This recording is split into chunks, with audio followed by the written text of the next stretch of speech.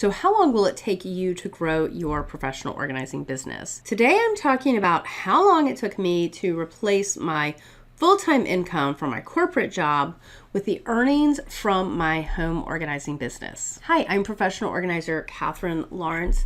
If you're new here, welcome.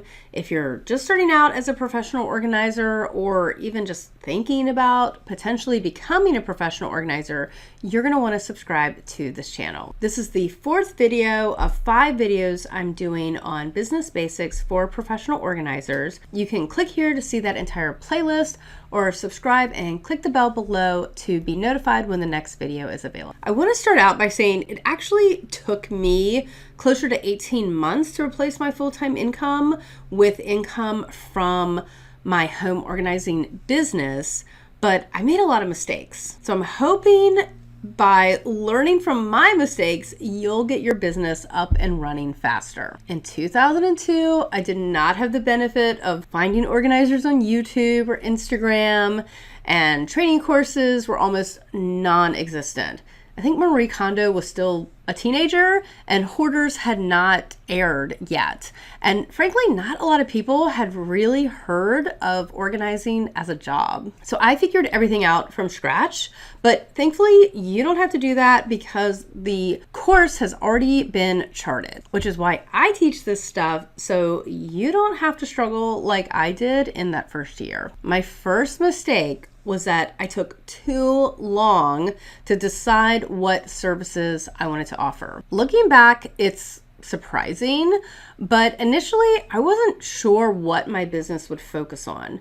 I just knew I wanted to be my own boss, leverage skills I already had, and help people more directly than my previous role as a data analyst for a large financial company. I had lots of ideas, but writing a business plan helped me narrow my focus, and I realized that marketing too many services would be challenging. The book, What Color is Your Parachute?, also helped me identify my top skills. I was desperate to figure this out because I had been laid off and I gave myself 6 months to start earning an income or I'd have to return to a 9-to-5 job, which I desperately wanted to avoid. The next thing I did was ask friends if I could organize a space in their homes. This was invaluable for my confidence. I was able to get testimonials, before and after photos. However, I wasn't actively marketing myself yet. I was still testing the waters, partly because I was uncomfortable sharing my new career path. It seems really silly now, 20 plus years later. Something I could have done sooner, which took me more like 3 or 4 months, was to connect with other professional organizers in my area through NAPO. This was crucial for referrals and helped me confidently network in a community as a professional organizer rather than someone who's just considering it. Next, I focused on my online presence, creating a logo and brand colors. This is much easier today with platforms like Facebook and Instagram. If I were starting my business now, I'd work on my business and marketing plan while setting up a basic website and social media accounts. As I don't really get much traffic before you get out and start marketing, so no one's really going to see them, I was probably being too perfectionistic, which is a common trait in this field, wanting everything just right and being too concerned about what other people thought. During this time, I had pursued some training, though options were limited compared to today.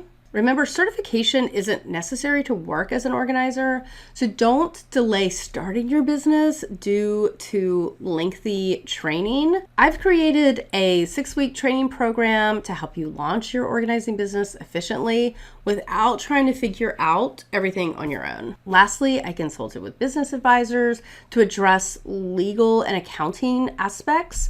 I didn't set up an LLC the first year, but in hindsight, I should have just gotten that out of the way since it was much easier to set up than I thought it would be. And remember, working as a professional organizer has a significant impact on those that you help. I believe more people can benefit from this service and that we need more people working in this industry. So here's what your first year of setup could look like. Spend a month on business planning and defining your niche. Really get pen to paper. Next, I would practice and get some basic training. Test out what it's really like to work in other people's homes.